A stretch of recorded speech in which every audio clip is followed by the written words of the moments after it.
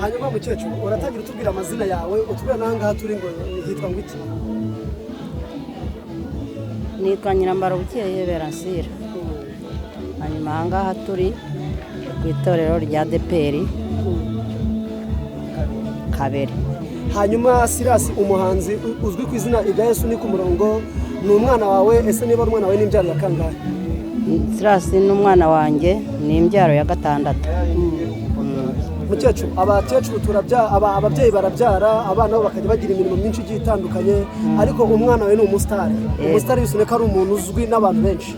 Wowe nk'umubyeyi iyo ubona umwana wazwi n'abantu benshi utambuka umwana aravugwa kandi avugwa neza, wiyumva ute mu byiyumviro byawe? Numva nishimye cyane, nkumva nkomeye, mfite imbaraga.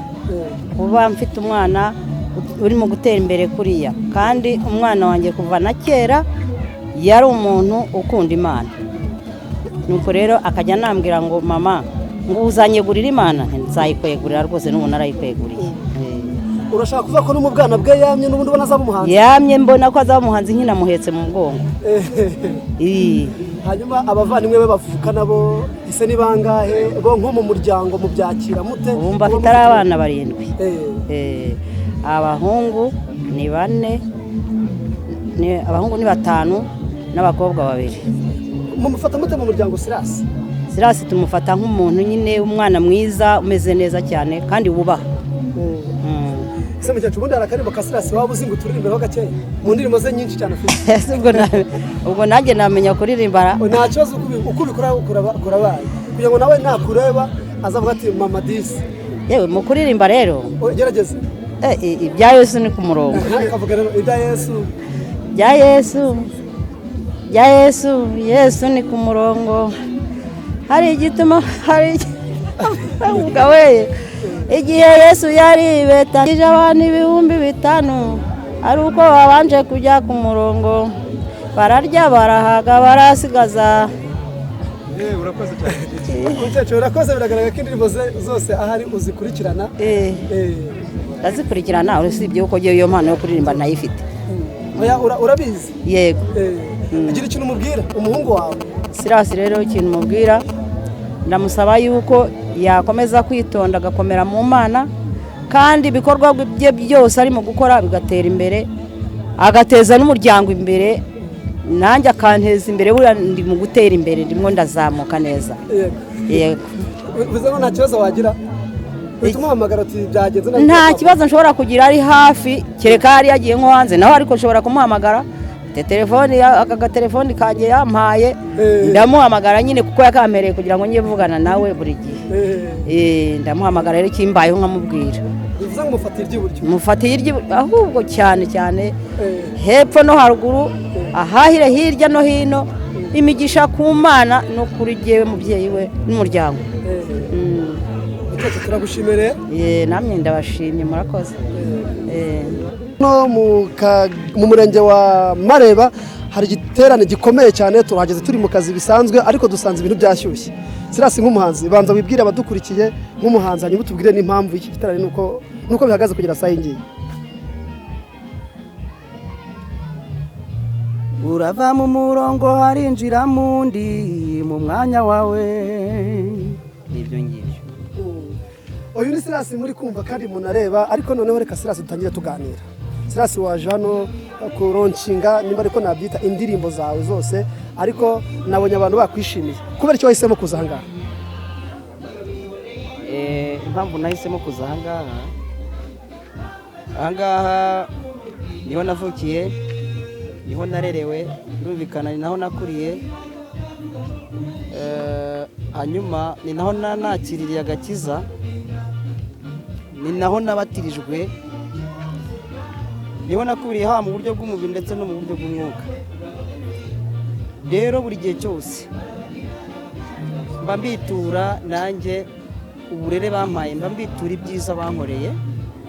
Niyo mpamvu ibintera, mba numva ibyiza byose byakaje kuri kavukire, cyangwa se bikaba ariho bihera, ariko bikagenda bizamuka bikabasha no kujya n'ahandi, ariko nahereye iwacu kuri fondasiyo. Nk'uko bivugwa mu migani y'Abanyarwanda ngo ugiye gutera uburezi arabwibanza. Aha niho rero hari imiryango yanjye, niho hari mama, ababyeyi, niho hari papa, niho hari bose, niho hari barumuna banjye, niho hari imiryango myinshi hano. Nicyo gituma rero nzahangaha, kandi by'umwihariko n'igituma nshobora kuhavuka, ibyo byose bikahakorerwa, ariko singire n'urukundo. Uvuga ngo rero ndabakunda, ndanabakunda by'umwihariko. Urukundo mbakunda rujya rutuma nabyo ruba support muri byo. Silas, indirimbo zawe nicyo kibazo cya mbere mereyeho, noneho nkubaza, indirimbo zawe akenshi na kenshi zikunze kumvikanamo ubutumwa ariko busa nkaho navuga buri direct, burasa nko ku bantu, haba abanyamagambo, haba abasinzi, haba ibiki. Iyo nganzo ubundi ikomeye gutyo cyane uyikora? Impano nayihawe n'Imana, kuko na mbere yuko mba umukozi w'Imana cyangwa se na mbere yuko nakira agakiza, na mbere n'ubundi nari umuririmbyi, nararirimbaga, nahimbaga indirimbo, n'ubundi nari umuhanzi. Nakira agakiza ariko n'ubundi nsanga ni umuhanzi. Bivuze ngo rero impano nayihawe n'Imana. Aho rero ubwo butumwa buturuka, ushobora kuba wakumva cyangwa se wabona ibintu wowe ntubivuge kandi ubibona, bitewe n'iki? Bitewe n'uko nta mpano ufite yabyo. Ariko jyewe ni ukuvuga ngo iyo mpano maze kuyibona, nayihuje n'ijambo ry'Imana, nyihuza n'ibyo mbona, kuko urumva uvuze ikintu kijyanye n'amagambo. Indirimbo niba naravuze ku bijyanye n'amagambo, navuze ku magambo cyangwa se ku banyamagambo, kugira ngo abafite ikibazo ku banyamagambo babihorere, bajye babyihanganira, kuko nta muntu utavuga. Ubundi uwanga kuvugwa yaheze mu nda ya nyina. Umuntu agomba kuvugwa kuko ariho, byanze bikunze umuntu agomba kuvugwa kuko ariho. Baba bagomba rero kwihangana, bagasenga Imana. Ikindi, amagambo ajya ashira cyangwa se ajya ahinduka. Igihe umuntu arimo, kiba kigomba kuvugwaho nyine, kitavuzweho ntabwo kiba gihari. Indirimbo zawe ziba zisa nkaho ziraga, zibwira abatoya, abakuru ndetse n'abakuze. Ni wowe wiyandikira ubundi? Yego, ni jyewe wiyandikira. Ni jyewe wiyandikira, kubera ko ari umuto naramubonye, ari urubyiruko narababonye, uri hagati ari n'ukuze naramubonye, n'umusaza n'umukecuru naramubonye. Nabonye imibereho yabo ukuntu imeze, bafite icyo nyine ngomba kubaha, kandi gihura n'uko babyumva ubutumwa bwose, ku buryo uri hasi kugera kuri hejuru bagomba kumva ibyo bintu byumvikana, kandi ubwo butumwa bwose bakabusangira, bukaba ari ubwabo bose. Hari abantu batandukanye bumva yuko umuhanzi ugomba gutanga ubutumwa bwunganira gahunda za leta ari umuhanzi utaruririmba indirimbo zaririmbiwe Imana.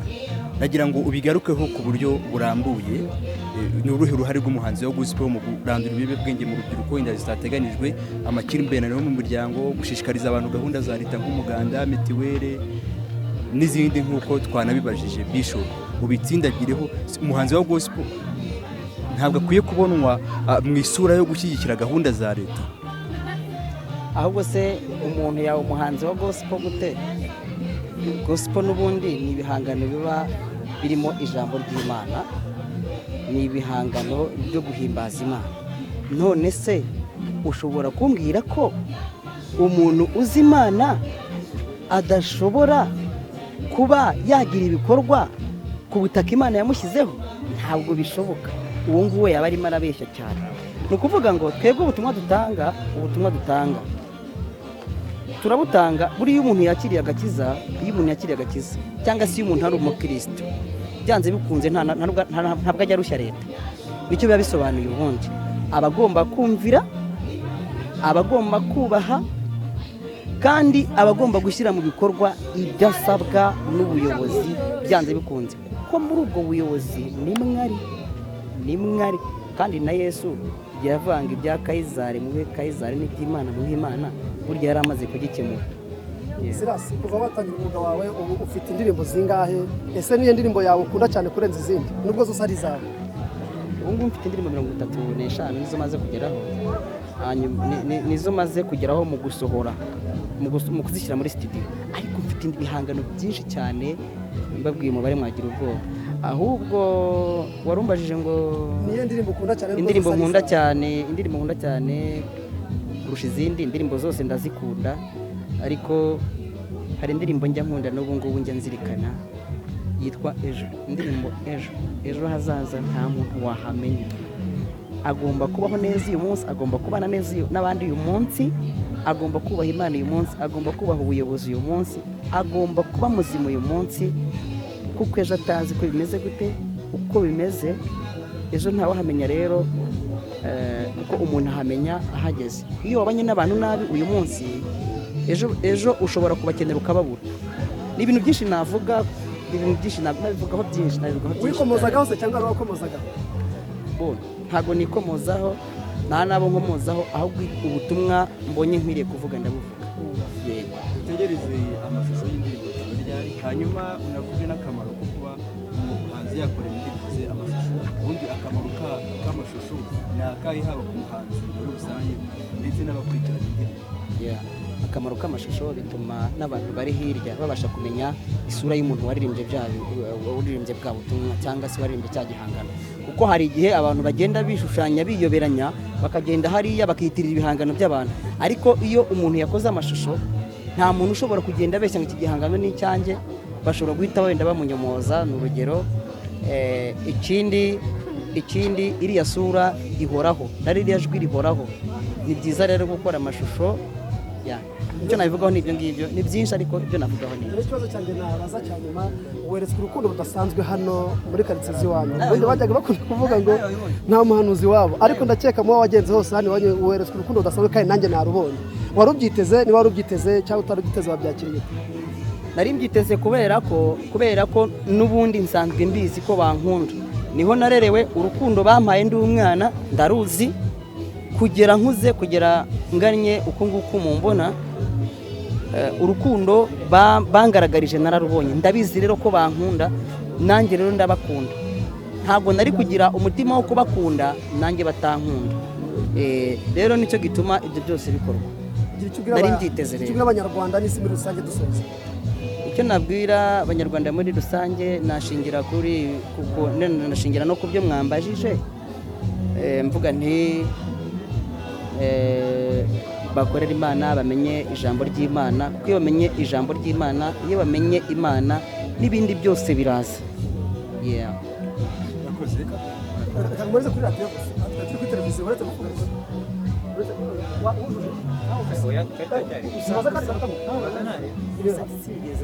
igiterane cyakozwe uyu munsi, twebwe ntabwo abanyarwanda n'abandi bantu bakizi, utanga ishusho yacyo. Ishusho yacyo, iki giterane cyabaye cyari cyo kugira ngo nshyigikirwe, nayo intego yacyo kwari ukugira ngo ndonshinge indirimbo nshyashya, hanyuma nterwe n'inkunga yo kugira ngo ntangire no gukora amashusho, kuko sindakora ishusho n'umunsi umwe, nta shusho n'imwe ndakora. Ubu niyo gahunda yari ihari. Mwayibonye rero ko byakozwe neza. Ubutaha buriya murajya kubona mubone amashusho yatambutse, muzatangira kuyabona ari uko yarangiye gukorwa, kuko ubu ngubu ubaha igihe kingana gute? ndateganya ko nibura mu mezi abiri bazaba batangiye kubona amashusho y'indirimbo zanjye amwe n'amwe, kuko iminsi igenda yicuma bazagenda bayabona. Nyuma y'amezi abiri bazatangira kubona. Hari umwe mu bantu batanze ubuhamya waba warasuye muri gereza, ndetse bigaragara ko hari imbuto nziza weze na gihe cyose, ndetse no mu nkunga watewe hari n'abakugabirwa inka. Ibi no kugabirwa inka no kuba warasuye abantu wari ubyiteze gusa? Kugabirwa inka ntabwo nari mbizi, nicyo cya kindi nababwiye ngo ugire neza uyu munsi, kuko iyo umuntu agize neza uyu munsi, ineza ayisanga imbere. Ni ukuvuga ngo ntabwo nari nzi ko ziriya nka bari buzimpe, ntabwo nari nzi ko biriya bikorwa bari bukore, ntabwo nari nzi ikintu biriya bintu byakozwe nanjye byantunguye. Rero igikorwa nakoze cyo kujya nsura abantu bo muri gereza nkababwiriza ubutumwa cyabaye cyiza, kuko hari naho njye navugaga ubutumwa muri gereza n'abantu bari baranze kwemera ibyaha, mu kumva ijambo ry'Imana na bwa butumwa ibyaha bakabyemera. Noneho ni ukuvuga ngo mba ndi no gufasha leta kuko hari ababa barananiye inkiko byarayoberanye, ariko najya muri gereza nkavuga ubutumwa abantu bakihana imbere y'Imana, bamara kwihana imbere y'Imana bagasanga n'abandi bavuga ngo nta cyaha twakoze, bagahita bavuga bati rwose burya nubwo twari twarabananiye ibyaha twarabikoze, twagiriye n'aba bantu, twaribye, twakoze ibintu n'ibi mu buryo butandukanye, cya cyaha bamvuzeho naragikoze koko, yari yarananiye.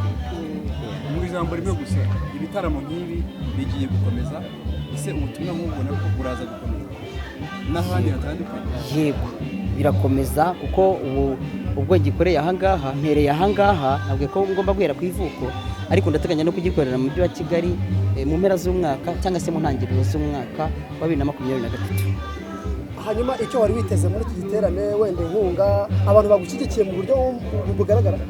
Rwose namwe mwabibonye, mwari muhari, mwebwe se ntimuri kuvuga muti twabonye ibintu bidasanzwe? Gusa bashyigikiye, mwabibonye. Nishimiye ibikorwa byose byabereye ahangaha, rwa rukundo bankundaga kera n'uyu munsi baracyarufite. Mbasabiye umugisha, Imana ibahe umugisha, kandi namwe mwaje, Imana Silas, twaganiriye byinshi, ariko wenda nk'umuntu hari icyo nawe uri kwibuka dushobora kuba twaba tutakomeje, niba ari icyo wibuka kibwira Abanyarwanda. Rwose mu by'ukuri ntako mutagize, ko ngira ngo umuryango wanjye mwawubonye, harimo mama, harimo barumuna banjye, harimo n'abandi, mwabyitegereje, ntacyo mutakomejeho. Wenda navuga ko ngako uyu munsi ibintu byatangiye neza kandi bishoje neza. Abana barimo batoza kubyina, mbigiramo uruhare, igizwe n'abana bawe na madamu. mbigiramo uruhare. Urabona ko mfite umuryango, mfite itorero. Ubwo bivuga ko n'indirimbo ngari wowe wicurangira, ariko haba kuziyandikira no kuzikora niwe uzikorera? Yego, ndazicuranga, ariko nkajya muri studio tugafatanya n'abaproducer. Reka tugushimire ku mwanya waduhaye.